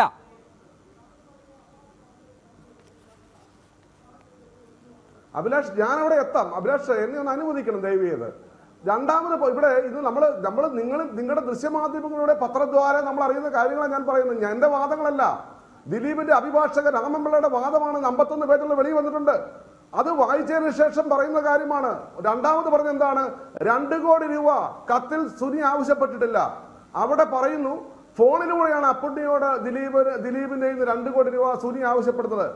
അതിനെ അങ്ങനെ അതിന്റെ മുനയൊടിക്കുന്നുണ്ട്. മൂന്നാമതൊരു കാര്യം കൂടെ അവിടെ പറയുന്നത്, ഈ കത്ത് പൾസർ സുനിയുടെ ദിലീപിന്റെ കൈ കിട്ടിയതിന് ശേഷം ദിലീപ് 20 ദിവസത്തോളം ഈ കത്ത് എന്തുകൊണ്ട് ഹോൾഡ് ചെയ്തു? അപ്പോൾ ദിലീപ് പ്രതിയായതുകൊണ്ടാവാം. നിയമപരമായി ആലോചിച്ച് എന്ത് ചെയ്യണം എന്ന് ആലോചിക്കാൻ വേണ്ടി എടുത്ത സമയമാണ്. ഇത് സംശയം ജനിപ്പിക്കുന്നു എന്ന് നമ്മുടെ ചാനൽ ചർച്ചകളിൽ വന്നിട്ടുള്ള ദിലീപിനെതിരായി മാത്രം സംസാരിക്കുന്ന ഞങ്ങൾ പറഞ്ഞില്ല. ഞങ്ങൾ ദിലീപിന് അനുകൂലം പ്രതികൂലമല്ല. നിഷാദ് പറഞ്ഞതുപോലെ അവർ പറഞ്ഞ വാദം എന്താണ്? ഇവിടെ അത് സംശയം ജനിപ്പിക്കുന്നു. ഞാനായിരുന്നെങ്കിൽ, ഒരു പോലീസ് ഉദ്യോഗസ്ഥൻ നിങ്ങളുടെ ചാനലിൽ നിന്ന് പറഞ്ഞിട്ടുണ്ട്, ഞാനായിരുന്നെങ്കിൽ അദ്ദേഹത്തെ അറസ്റ്റ് ചെയ്തേനെന്ന്. അവിടെ പറയുന്നു അദ്ദേഹത്തിന് കത്ത് കിട്ടിയ അന്ന് തന്നെ ബഹുമാനപ്പെട്ട DGPയുമായി സംസാരിക്കുകയും അതിന്റെ വിവരങ്ങൾ വാട്സപ്പ് ചെയ്യുകയും ചെയ്തിട്ടുണ്ട്. ഇങ്ങനെയാണ് ദിലീപിന്റെ അഭിഭാഷകൻ ജാമ്യത്തിനായി ഇവിടെ വാദമുഖം നിർത്തുന്നത്. അതോടൊപ്പം ജാമ്യം കിട്ടിയാലും ഇല്ലെങ്കിലും അഭിലാഷ് ഒരു കാര്യം ഉറപ്പാണ്, ഈ കേസിന്റെ വിചാരണ സമയത്ത് ഈ 51 പേജുള്ള ഈ ജാമ്യ ഹർജിയിൽ പറയുന്ന വാദമുഖങ്ങൾ നമ്മുടെ കോടതിയിൽ അവിടെ ട്രയൽ ചെയ്യപ്പെടും. ഒരു സംശയവുമില്ല. അത് പിന്നെ അങ്ങനെ വേണമല്ലോ. അതിനല്ലേ ദിലീപ് വക്കീലിനെ വെച്ചിരിക്കുന്നത് ശ്രീ സജി നന്ദിയാട്ട്. അപ്പോൾ ദിലീപിനെ സഹായിക്കാനുള്ള എല്ലാ വാദങ്ങളും അദ്ദേഹത്തിന്റെ അഭിഭാഷകൻ ഉയർത്തും. വിചാരണ വേളയിൽ ഈ കാര്യങ്ങളൊക്കെ പറയും. അതിലൊക്കെ എന്താണ് ഇപ്പോൾ തർക്കം? ഞാൻ താങ്കളിലേക്ക് മടങ്ങിയെത്താം. അഡ്വക്കേറ്റ് മിനി, ഇവിടെ പോലീസ് തന്നെ ചൂണ്ടിക്കാണിക്കുന്ന, പോലീസ് അങ്ങനെ ചൂണ്ടിക്കാണിച്ചിട്ടുണ്ടെന്ന് മനസ്സിലാകുന്നത് അദ്ദേഹത്തിന്റെ ജാമ്യ ഹർജിയിലെ വിധി നമ്മുടെ കയ്യിൽ ഉള്ളത് കൊണ്ടാണ്. പോലീസ് ചൂണ്ടിക്കാണിച്ചിട്ടുള്ളത്, ഒന്ന്, അദ്ദേഹം ഇങ്ങനെ ഒരു ഭീഷണി വന്നപ്പോൾ അത് പോലീസിൽ റിപ്പോർട്ട് ചെയ്യാനെടുത്ത താമസം. രണ്ടാമത്തേത് 2 കോടി രൂപ ആവശ്യപ്പെടുന്നതായി ആ കത്തിലില്ല. പിന്നെ എങ്ങനെയാണ് ദിലീപ് പരാതിയിൽ 2 കോടി എന്നുള്ള ഒരു പരാമർശം ഉൾപ്പെടുത്തിയത് എന്നുള്ള കാര്യമാണ് പോലീസിന്റെ മറ്റൊരു വാദം. അതിനും ഫോണിൽ സംസാരിച്ചപ്പോൾ 2 കോടി ആവശ്യപ്പെട്ടിരുന്നു എന്ന മറുപടി അഭിഭാഷകന്റെ കൈവശമുണ്ട്. അപ്പോൾ ദിലീപിനെ സംബന്ധിച്ച് ദിലീപിന്റെ കേസും സ്ട്രോങ് അല്ലേ? അല്ല, ഇവിടെ നിങ്ങളൊക്കെ കാണുന്നൊരു വിഷയം എന്ന് പറഞ്ഞാൽ, കോടതി എന്തുകൊണ്ടാണ് സജി നന്ദിയായിട്ട് നേരത്തെ പറഞ്ഞൊരു കാര്യം അസംബന്ധമാണ്. കോടതിയിൽ ഒരിക്കലും ഒരു പ്രതിക്കും ജാമ്യം എന്ന് പറയുന്നത് റൈറ്റ് അല്ല. അത് കോടതിയുടെ ഡിസ്ക്രിപ്ഷനാണ്. അത് കോടതി ഓരോ കേസിൻ്റെയും സാഹചര്യങ്ങൾക്ക് വ്യത്യസ്തമായിരിക്കും. അത് അതിൻ്റെ തെളിവുകളും ആ ക്രൈമിൻ്റെ ഒരു സൊസൈറ്റിക്ക് അത് കൊടുക്കുന്ന ഡേഞ്ചറസ് ആയിട്ടുള്ളൊരു സിറ്റുവേഷനെയും മനസ്സിലാക്കിയാണ് കോടതി ഇത്തരം കാര്യങ്ങളിലേക്ക് ജാമ്യം വേണോ വേണ്ടതെന്ന് പറയുന്നത്. അപ്പം ഞാൻ ഒരു ഉദാഹരണം, നമ്മുടെ ഡൽഹി കേസിൽ ജാമ്യം കിട്ടിയിട്ടില്ലല്ലോ. നമ്മുടെ പള്ളി വികാരി പെൺകുട്ടിയെ ആക്രമിച്ച കേസിൽ ജാമ്യം കിട്ടിയിട്ടില്ലല്ലോ. കൊല്ലത്ത് ജാമ്യം കിട്ടിയിട്ടില്ലല്ലോ. എത്രയോ കേസുകളിൽ സ്ത്രീകളെ പെൺകുട്ടികളെ ആക്രമിക്കുന്ന കേസിൽ ട്രയൽ കഴിയുന്നത് വരെ ജാമ്യം കൊടുക്കുന്നില്ല. ട്രയൽ കഴിയുമ്പോൾ ചിലപ്പോൾ ശിക്ഷിക്കപ്പെടുകയാണ് ചെയ്യുന്നത്. ഇവിടെ ബിനിയോടൊരു കാര്യം പറയാൻ അനുവദിക്കണം. അല്ല, എനിക്ക് സജി നന്ദിയായിട്ട് മനസ്സിലാക്കുന്ന പോലെ ഒരു സെക്കൻഡ്, ഒരു മിനിറ്റ്, ആ വാദം പൂർത്തീകരിക്കട്ടെ. ഒരൊറ്റ മിനിറ്റ് സജി നന്ദിയായിട്ട്, ഒരു മിനിറ്റ് ചോദിക്കാനാ. ഒരു സംശയം ചോദിക്കൂ.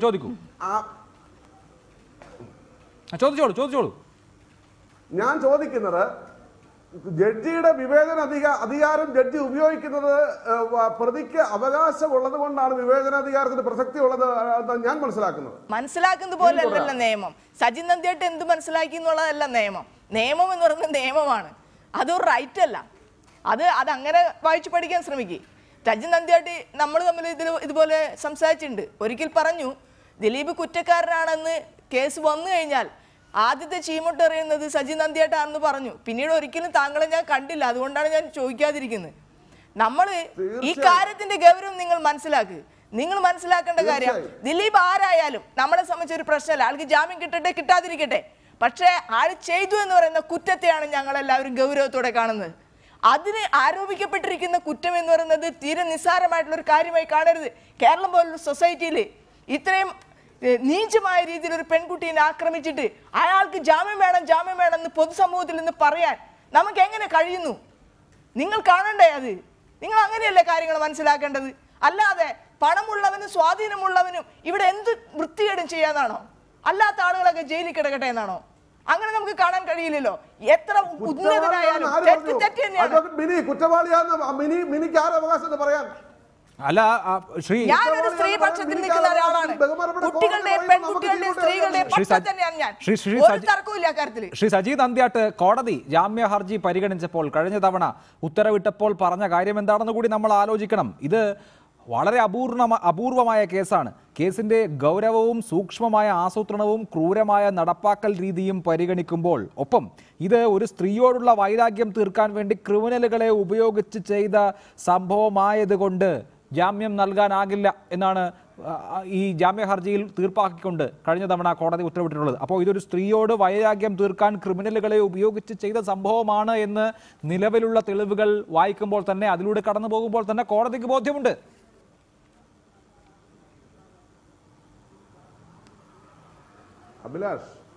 അഭിലാഷ് പറഞ്ഞത് എനിക്ക് മനസ്സിലാവുന്നുണ്ട്. കോടതി പറയുമ്പോൾ സ്വാഭാവികമായിട്ട് പബ്ലിക് പ്രോസിക്യൂട്ടർ കേസ് ഡയറി പരിശോധിച്ചിട്ട് ജഡ്ജി അങ്ങനെ ഒരു അഭിപ്രായപ്പെടുത്തുന്നതിൽ നമുക്ക് അത്ഭുതപ്പെടാനില്ല. അതുപോലെ അവിടെ 19 കാര്യങ്ങൾ എഴുതി വെച്ചിട്ടുണ്ട്. 19 തെളിവുകൾ അവിടെ പബ്ലിക് പ്രോസിക്യൂട്ടർ പറയുന്നുണ്ട്. പക്ഷേ അതിന് നീതിയുക്തമായി അത് തെളിയിക്കപ്പെടാനുള്ള കാര്യങ്ങൾ ട്രയൽ സമയത്ത് അവിടെ വരുമ്പോഴാണ് നമുക്കിതിലെ നെല്ലും പതിരും വേർതിരിച്ചെടുക്കാൻ പറ്റൂ. അതുകൊണ്ടാണ് ഞങ്ങൾ പറയുന്നത് ദിലീപ് കുറ്റവാളിയാണെന്ന് കോടതി പറയുന്നത് വരെ ദിലീപിന് സംശയത്തിന് ആനുകൂല്യം നൽകണം. അത് സുപ്രീം കോടതി വിധിയുള്ളതാണ്. ഇവിടെ ദിലീപ് പ്രതിയാണെന്ന് പോലീസ് പറഞ്ഞപ്പോൾ മലയാള സിനിമയിൽ 10,000-കണക്കിന് പേർ പ്രവർത്തിക്കുന്ന മലയാള സിനിമയിൽ പോലീസിനെ വിമർശിച്ചിട്ടില്ല, കോടതിയെ വിമർശിച്ചിട്ടില്ല, ഗവൺമെന്റിനെ വിമർശിച്ചിട്ടില്ല. മലയാള സിനിമയിലെ അതിനുള്ള പൗരബോധം ഞങ്ങൾക്കുണ്ട്. ശരി, അത് ശരിയാണോ ശ്രീ അലി അക്ബർ?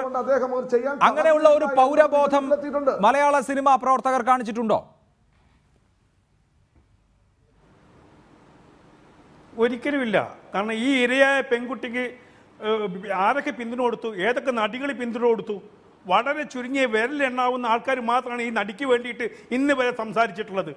ഇപ്പം വേറെ ആര് സംസാരിച്ചു മലയാള സിനിമയിൽ? ഈ പറയുന്ന സജി നമ്പ്യാട്ട് വന്നിട്ട് ഈ ദിലീപിന് വേണ്ടി ഇത്രയധികം പ്രസംഗിക്കുന്നുണ്ടല്ലോ, ആ കുട്ടിക്ക് വേണ്ടി ഒരക്ഷരം വേണ്ടിയിട്ടുണ്ടോ? ഇത് തെളിയണമെന്ന് പറഞ്ഞിട്ടുണ്ടോ? ആരുണ്ട് ആ കുട്ടിക്ക് പിന്തുണ പ്രഖ്യാപിച്ചുകൊണ്ട്? ആരുണ്ടായിരുന്നില്ല. വളരെ ചുരുങ്ങിയ അങ്ങനെ പറഞ്ഞു പോകല്ലേ കേട്ടോ.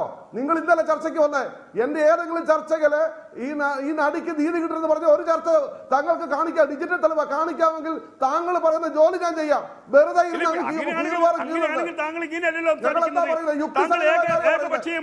ദിലീപ് കുറ്റക്കാരനല്ലെന്ന് താങ്കൾ എങ്ങനെ വിധി പറയും? അതിന് കോടതി ഉണ്ടല്ലോ.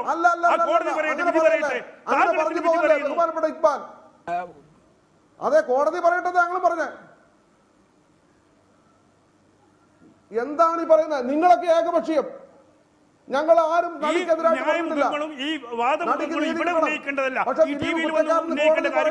ഞങ്ങൾ ഇന്ന് വരെ ദിലീപ് കുറ്റക്കാരനാണെന്ന് പറഞ്ഞിട്ടില്ല. പക്ഷേ പോലീസ് അന്വേഷിക്കട്ടെ, പോലീസ് നീതി എന്തിനാണ് അലി അക്ബർ ആണ് സംസാരിക്കുന്നത്. ശ്രീ സജി നന്ദിയാട്ട്, താങ്കൾ പേര് തെറ്റിച്ച് പറയല്ലേ? ഈ ശബ്ദം ഉയർത്തുന്നത്?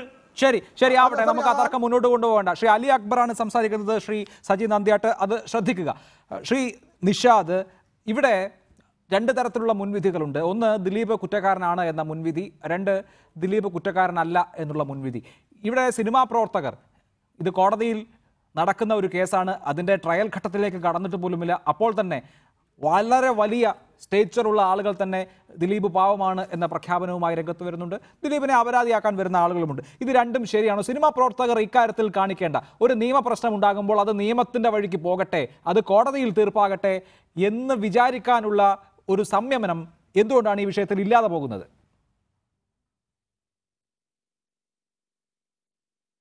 അല്ല, അത് കുറച്ചും കൂടി വിവേകപരമായിട്ട് ഈ വിഷയത്തെ കൈകാര്യം ചെയ്യണം. നമ്മളൊക്കെ അങ്ങനെയാണ്, നമ്മളിപ്പോൾ ഒരുപാട് പേര് അങ്ങനെ കൈകാര്യം ചെയ്തിട്ടുണ്ട്. കാര്യം ഇത് കോടതിയിലിരിക്കുന്ന വിഷയമാണ്. ഇപ്പോൾ കേരള പോലീസിനെ സംബന്ധിച്ചിടത്തോളം ഇതൊരു വലിയ വെല്ലുവിളിയാണ്. കാര്യം ഇത്രയേറെ ഒരു മീഡിയ അറ്റൻഷനും പൊതുസമൂഹത്തിലും ഇറങ്ങിച്ചെന്ന ഒരു കേസ് ഉണ്ടായിട്ടില്ല. നമ്മൾ നേരത്തെ നമ്മുടെ അഡ്വക്കേറ്റൊക്കെ പറഞ്ഞ പോലെ പൊതുസമൂഹത്തിൽ ഇത് സ്വാഭാവികമായിട്ടും സിനിമാ രംഗത്തുള്ളവർക്ക് മാത്രമല്ല, മൊത്തത്തിൽ തന്നെ ഒരു ഐ ഓപ്പണിംഗ് ആയിരിക്കും ഈ കേസ്. അപ്പോൾ പോലീസിനെ സംബന്ധിച്ചിടത്തോളം തെളിവില്ല എന്ന് പ്രതിഭാഗം പറയുമ്പോൾ തെളിവുണ്ട് എന്ന് സ്ഥാപിച്ചെടുക്കുകയോ അല്ലെങ്കിൽ ശാസ്ത്രീയപരമായ തെളിവുകൾ ജനങ്ങൾക്ക് മനസ്സിലാവുന്ന രീതിയിൽ കാണിച്ചു കൊടുക്കുക എന്നുള്ളത് പോലീസിനെ സംബന്ധിച്ചുള്ളൊരു വെല്ലുവിളി തന്നെയാണ്. ഇതൊരു നിയമവിഷയമാണ്, ഇത് കോടതിയിൽ കിടക്കുന്ന വിഷയമാണ്. എത്ര വലിയ സെലിബ്രിറ്റി ആണെങ്കിലും എത്ര വലിയ ഉന്നതനാണെങ്കിലും നിയമത്തിൻ്റെ മുന്നിൽ കൊണ്ടുവരിക തന്നെ ചെയ്യുമെന്നുള്ളൊരു നിശ്ചയദാർഢ്യം ഈ സർക്കാരിനും അതോടൊപ്പം തന്നെ പോലീസിനും ഉള്ളതുകൊണ്ടാണ് ദിലീപ് ഇപ്പോൾ അകത്ത് കിടക്കുന്നത്. മലയാള സിനിമയിലുള്ള പ്രവർത്തകർ ഒന്നടങ്കം ഇതിനൊരു നിയമപരമായ ഒരു വിഷയമായിട്ട് തന്നെ കണക്കാക്കുകയും കുറച്ചുകൂടി സംയമനത്തോടു കൂടിയും കുറച്ചുകൂടി റിയലിസ്റ്റിക് ആയിട്ടും പെരുമാറണമെന്നുള്ളതാണ് എൻ്റെ അഭിപ്രായം. നമ്മൾ ഇതിൻ്റെ ഒരു കോടതിയിൽ കിടക്കുന്ന ഒരു വിഷയത്തിൻ്റെ പേരിൽ കിടന്ന് നമ്മളെല്ലാവരും കൂടി തർക്കിച്ചൊരു നിഗമനത്തിൽ വരുത്തരുത് എന്നുള്ളതാണ് എൻ്റെ ഒരു വ്യക്തിപരമായ അഭിപ്രായവും ഈ അവസരത്തിൽ എനിക്ക് പറയാനുള്ളത്. നമ്മൾ അങ്ങനെ ഒരു തീരുമാനമെടുക്കാൻ നമ്മൾ ആരുമല്ലല്ലോ, സമൂഹത്തിലെ ആർക്കും അങ്ങനെ ഒരു തീരുമാനം പ്രഖ്യാപിക്കാനുള്ള അവകാശമില്ല. ശ്രീ സജി നന്ദിയാട്ട്, താങ്കൾ പറയുന്നത് പോലെ പ്രോസിക്യൂഷൻ പറയുന്നത്, അതിപ്പോൾ ജാമ്യ ഹർജി ആയാലും മറ്റേതെങ്കിലും ഹർജി ആയാലും അതുപോലെ ഉത്തരവിടാനുള്ള സംവിധാനമല്ല ഹൈക്കോടതി. പ്രൈമാ ഫേസി there are materials to suspect the involvement of the petitioner in this crime. Investigation is still going on എന്ന് പറഞ്ഞത് ജാമ്യ ഹർജി തീർപ്പാക്കിക്കൊണ്ട് ഹൈക്കോടതിയാണ്. ഹൈക്കോടതിക്ക് ഇതിൽ പ്രഥമ ദൃഷ്ട്യാ ചില വസ്തുതകൾ ഉണ്ട് എന്ന് ബോധ്യമായിട്ടുണ്ട്. അങ്ങനെ ഒരു കേസിലാണ് നമ്മൾ ഈ തരത്തിൽ ചർച്ച ചെയ്യുന്നത് എന്നോർക്കണം. അത് പ്രോസിക്യൂഷന്റെ വാദമല്ല, ഹൈക്കോടതിയുടെ നിഗമനമോ ഹൈക്കോടതിയുടെ തോന്നലോ ആണ്.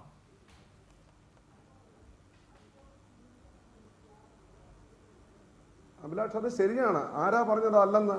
പക്ഷേ കഴിഞ്ഞ പ്രാവശ്യം 2 ജാമ്യാർജി കൊടുത്തു. ഒന്ന് അങ്കമാലി കോടതിയിലും ഒന്ന് ഹൈക്കോടതിയിലും. രണ്ടും തള്ളി. ഹൈക്കോടതി കൊടുത്തപ്പോൾ പബ്ലിക് പ്രോസിക്യൂട്ടർ പറഞ്ഞ 2-3 വാദമുഖങ്ങളുണ്ട്. ഒന്ന്, അപ്പുണ്ണി എന്ന ദിലീപിന്റെ ഡ്രൈവർ കം മാനേജറെ അറസ്റ്റ് ചെയ്യാനുണ്ട്. 2, ഈ പറഞ്ഞ മൊബൈൽ ദൃശ്യങ്ങൾ ഒറിജിനൽ മൊബൈൽ ഉൾപ്പെടെ കണ്ടുകിട്ടാനുണ്ട്. ദിലീപ് സ്വാധീനമുള്ളയാളാണ്, പണസ്വാധീനമുള്ളയാളാണ്. വെളിയിലിറങ്ങിയാൽ ഇത് മറ്റ് സാക്ഷികളെ സ്വാധീനിക്കാം. സ്വാഭാവികമായി അത് പബ്ലിക് പ്രോസിക്യൂട്ടർ പറഞ്ഞ എല്ലാ കേസിലും അങ്ങനെ പറയും. സ്വാഭാവികം. വിൻസെന്റ് MLA നമ്മുടെ ഇവിടെ ഏറ്റവും വലിയ MLA എന്ന് പറഞ്ഞാൽ ചീഫ് സെക്രട്ടറിക്ക് മേളിലുള്ള പോസ്റ്റുള്ള ഔദ്യോഗിക പദവിയുള്ള ആളല്ലേ, അകത്ത് കിടക്കരുത്. എന്തുകൊണ്ടാണ് 376 അതിനകത്തുള്ളത് കൊണ്ടല്ലേ. അപ്പോൾ ഇവിടെ നിയമത്തിന് മുമ്പിൽ എല്ലാവരും ഒരുപോലെ തന്നെയാണ്, ആർക്കും വ്യത്യാസം. All are equal by all means. There is no discrimination on the basis of caste, colour, creed, income, sex, blood, provinces, language etcetera. ഇതൊക്കെ നമ്മൾ പഠിച്ചിട്ടുണ്ട്. ഇവിടെ ഇങ്ങനെയുള്ള കേസിൽ 10 കുറ്റങ്ങൾ ആരോപിക്കപ്പെട്ട ഒരു വ്യക്തി കേസ് ഡയറി ജഡ്ജ് വായിച്ചതിന് ശേഷം ജാമ്യം കൊടുക്കില്ല എന്നറിയാം. മാത്രമല്ല 120B എന്ന് പറയുന്ന ഗൂഢാലോചന തെളിയിക്കപ്പെടാനുണ്ട് എന്ന് പോലീസ് മുഖേന പബ്ലിക് പ്രോസിക്യൂട്ടർ പറയുമ്പോൾ നാളുകളിൽ ഈ കേസിൽ ഏതെങ്കിലും തരത്തിലുള്ള തെളിവുകൾ ശേഖരിക്കുവാൻ ഈ ജാമ്യം ഒരു തടസ്സമായാൽ അത് കോടതിയെ പ്രതിരോധത്തിലാക്കുന്ന കാര്യമാണ്. നമ്മൾ ഒന്നും കാണാതെ ഒന്നും പറയരുത്. അപ്പോൾ സ്വാഭാവികമായും ഗൂഢാലോചന തെളിയിക്കപ്പെടാനുണ്ട് എന്ന് പറയുമ്പോൾ കോടതി പബ്ലിക് പ്രോസിക്യൂട്ടർക്ക് ഫസ്റ്റ് പ്രിഫറൻസ് കൊടുക്കാതെ ഈ കേസിലല്ല, ദിലീപിന്റെ കേസായിട്ട് നമ്മൾ സംസാരിക്കുകയും സെൻസേഷണൽ ആയതുകൊണ്ട് ഇത് ചർച്ച ചെയ്യുക. പ്രോസിക്യൂട്ടർക്കല്ലോ, വസ്തുതകൾക്കാണ് കോടതി പ്രാമുഖ്യം കൽപ്പിക്കുക. ശ്രീ സജി നന്ദിയേട്ടൻ, ഞാൻ അതിലേക്ക് വരാം.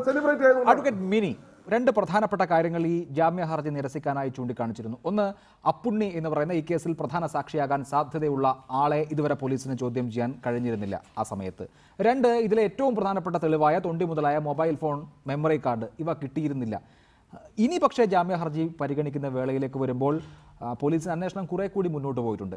അന്ന് കോടതി കണ്ടത് വളരെ സ്വാധീനമുള്ള സിനിമാ രംഗത്തെ ഡിസ്ട്രിബ്യൂഷൻ, നിർമ്മാണം, അഭിനയം തുടങ്ങിയ എല്ലാ മേഖലകളിലും വ്യാപരിക്കുന്ന ഈ വ്യക്തിക്ക് തെളിവ് നശിപ്പിക്കാനോ സാക്ഷികളെ സ്വാധീനിക്കാനോ കഴിഞ്ഞേക്കും എന്നുള്ളതായിരുന്നു. പക്ഷേ അന്വേഷണം ഈ ഘട്ടം വരെ മുന്നേറിയ സമയത്ത് ഇനിയും അതേ കാര്യങ്ങൾ അതേപടി നിലനിൽക്കില്ലല്ലോ.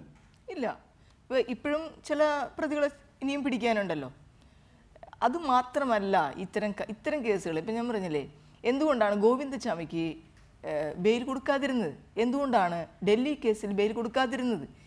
ഈ പ്രതികൾ ചെയ്ത കുറ്റത്തിൻ്റെ ഗ്രാവിറ്റിയാണ് യഥാർത്ഥത്തിൽ തീരുമാനിക്കുന്നത്. അത് കോടതി തീരുമാനിക്കണം. ഇതുപോലുള്ള ഒരു പ്രതി ഇനി ഈ സൊസൈറ്റിയിൽ ഇത്തരത്തിലുള്ള ക്രൈം ചെയ്യുന്നതിനുള്ള സാഹചര്യത്തിലേക്ക് നയിച്ച വ്യക്തികൾ ജാമ്യത്തിലിറങ്ങണോ വേണ്ടയോ എന്നുള്ളത് കോടതിയുടെ ഡിസ്ക്രിഷനാണ്. അതങ്ങനെ മനസ്സിലാക്കുകയാണ് അതിൽ പ്രധാനം. പിന്നെ സജി നന്ദിയായിട്ട് പറഞ്ഞ പോലെ 53 പേജ് കൊടുത്തതുകൊണ്ട് ഒരു കാര്യവുമില്ല. യഥാർത്ഥത്തിൽ പ്രോസിക്യൂഷൻ കോടതിയുടെ മുൻപാകെ ഹാജരാക്കിയിരിക്കുന്ന തെളിവുകൾ ആ കുറ്റകൃത്യത്തിന് സമൂഹത്തിൽ ഏൽപ്പിക്കാൻ കഴിയുന്ന ഗ്രാവിറ്റിയാണ് ഏറ്റവും പ്രധാനം. മാത്രമല്ല, പുറത്തിറങ്ങിയാൽ ഈ സാക്ഷികളെ അടക്കം സ്വാധീനിക്കാനായിട്ട് ഈ പ്രതിക്ക് എങ്ങനെ കഴിയുമെന്നുമുള്ളതും കോടതി പരിഗണിക്കും എന്നാണ് എൻ്റെ വിശ്വാസം. പിന്നെ കോടതിയിലിരിക്കുന്നൊരു കാര്യത്തിൽ അതങ്ങനെയാണോ ഇങ്ങനെയാണോ എന്ന് പ്രത്യേകിച്ച് ഒരു പ്രാക്ടീസ് ചെയ്യുന്ന ഒരു അഡ്വക്കേറ്റ് എന്ന രീതിയിൽ പറയേണ്ട കാര്യം എനിക്കില്ല. പക്ഷേ ഇതൊരു വളരെ ഗൗരവമായിട്ടുള്ള ഒരു കുറ്റകൃത്യമാണ്.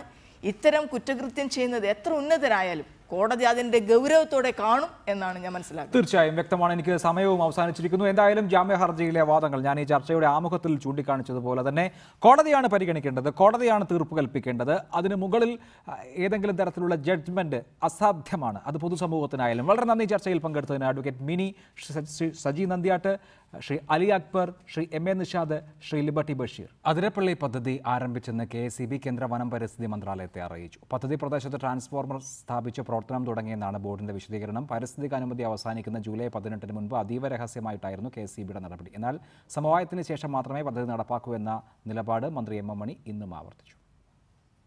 എഡിറ്റേഴ്സ് അവർ പൂർണ്ണമാവുന്നു. നമസ്കാരം.